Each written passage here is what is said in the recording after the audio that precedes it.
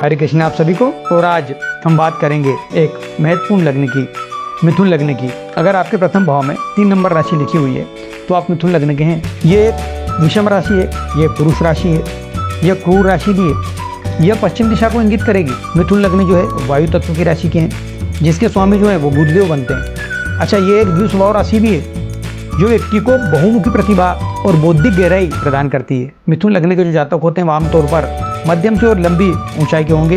इनकी नाक जो होती है बड़ी तीखी और आंखें इनकी चंचल रहेंगी, चमकती हुई आंखें इनकी दिखाई देगी आपको।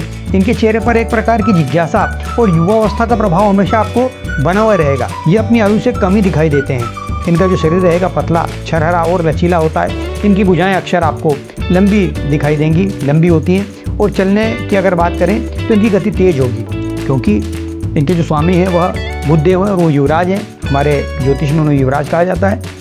बुधदेव के प्रभाव के कारण इनका व्यक्तित्व जो रहेगा काफ़ी प्रभावशाली होता है। अच्छा, बौद्धिक भी होगा, क्योंकि बुद्धि के स्वामी भी वही है, बुद्धि के कारक हैं। क्योंकि ये द्विस्वभाव राशि है, जिससे इनके भीतर स्वभाव राशि जो है विचार हो सकते हैं। अच्छा, ये एक समय में 2 कार्यों को संभालने में बहुत अच्छी तरीके से सक्षम होते हैं। दोनों हाथों से लिखना भी इन्हें आ सकता है। 2 हाथों से कोई कार्य को कर लें, एक काम ये कर रहे हैं, दूसरा काम वो कर रहे हैं। कई प्रकार के बिजनेस ये साथ में कर देते हैं। इनमें जो संवाद करने की होती है वो कुशलता बहुत होती है। अपनी बातों से किसी को भी प्रभावित कर लेते हैं। ये हाजिर जवाबी होते हैं। जैसे ही को तेसा करने की इनकी जो प्रवृत्ति होती है, किसी ने इनके साथ कुछ कर दिया या कुछ बोला, और जब तक वह उसको साथ में व्यवहार या बात नहीं कर लेंगे तब तक इनको चैन नहीं मिलता। अच्छा, ये हास्य विनोद करने वाले बहुत होते हैं। मजाकिया व्यवहार से ये शीघ्र मित्रता बना लेते हैं। लोगों से बात करेंगे, मिलेंगे, थोड़ी बहुत हंसी मजाक करेंगे और अपने मित्र बना लेते हैं। ये बहुत सामाजिक और व्यवहारिक भी होते हैं। और नए दोस्त जो बनाना है इनको बहुत पसंद होता है। हालांकि इनके विचारों में स्थिरता की कभी कभी कमी जो होती है वो दूसरों को भ्रमित कर देती है। और क्योंकि ये द्विस्वभाव राशि है, इनका एक पहलू ऐसा भी होता है। और क्योंकि व्यापार कुशल है, व्यापार कुशल होने के कारण अपना काम कैसे दूसरों से निकालना है इन्हें बहुत अच्छी तरीके से आता है। किसी भी करके अपना काम अगर किसी व्यक्ति से निकालना है तो उससे किस प्रकार से क्या उसको देना है, क्या करना है, उससे किस प्रकार से व्यवहार करना है करके अपना काम निकालने में बहुत निपुण होती है। इनकी जिज्ञासु प्रवृत्ति होगी, जिससे नई नई चीज़ों को सीखने में और जानकारी एकत्र करने में इनकी तीव्र इच्छा बनी रहती है। यह किसी भी विषय की गहराई में जाने के शौकीन होते हैं। उनकी तह तक जाएंगे और उनकी तह तक जाने का प्रयत्न करेंगे। जैसा कि आपको विदित है कि मिथुन लग्न के जो स्वामी है वो बुधदेव हैं, जिसके कारण बौद्धिक कार्य जितने भी होंगे इनके लिए सबसे उत्तम रहते हैं मिथुन लग्न के जातक। ऐसे क्षेत्र जैसे बैंकिंग का कार्य हो गया, वाणिज्य यानी कॉमर्स का, लेखन के कार्य कर सकते हैं, पत्रकारिता का कार्य कर सकते हैं, शिक्षा के क्षेत्रों में, अच्छा परामर्शदाता कंसल्टेंसी के कार्य में बहुत अच्छे होते हैं, निपुण होते हैं, क्योंकि बुद्धि का कार्य है। इनके व्यापार की अगर हम बात करें तो ऐसे व्यापार ये कर सकते हैं जिसमें, क्योंकि बुध जो हैं वह व्यापार के कारक हैं, इसलिए व्यापारिक रणनीति में बहुत निपुण होते हैं। आयात निर्यात का कार्य, ट्रेडिंग होती है, विज्ञापन और संचार माध्यमों से जुड़े हुए कार्यों को करने में आपको विशेष सफलता मिल सकती है। इनके परिश्रम की बात करें तो ये शारीरिक श्रम की तुलना में मानसिक श्रम को अधिक प्राथमिकता देंगे।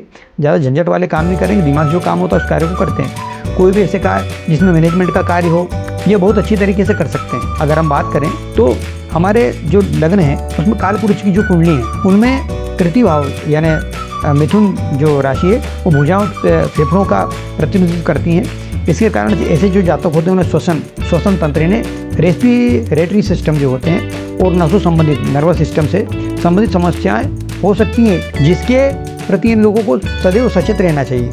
अधिक सोचने के कारण इनको मानसिक तनाव का भी अनुभव होता है, जिसके कारण कभी कभी इन्हें अनिद्रा या मानसिक थकाव महसूस हो सकती है। इन लोगों को क्या करना चाहिए, योग और ध्यान करने से इनको अत्यंत लाभ प्राप्त हो सकता है अगर ये करें तो। अगर हम बात करें कि ग्रहों की कि कौन कौन से ग्रह इनके लिए अच्छे हैं और बुरे हैं, तो शुभ ग्रहों की अगर हम बात करें तो बुधदेव जो इनके लग्नेश हैं, शुक्रदेव जो इनके पंचमेश हैं और शनि महाराज जो इनके भाग्येश हैं। यह तीनों जो हैं वो इनके लिए अत्यंत लाभकारी साबित होते हैं। और इनके लिए अशुभ ग्रह जो हैं जैसे मंगलनाथ हो गए, इस लग्न के लिए मारक हैं और शत्रुवत भूमिका भी उनको ही निभाना है, क्योंकि ये 6ठे और 11वें भाव का स्वामी है, इसलिए उनका कार्य ज़्यादा बन जाता है। आप पन्ना रत्न धारण कर सकते हैं। इनके लिए शुभ और जो भाग्यशाली जो रंग है वो हरा रंग है, हल्का नीला रंग भी आप धारण कर सकते हैं।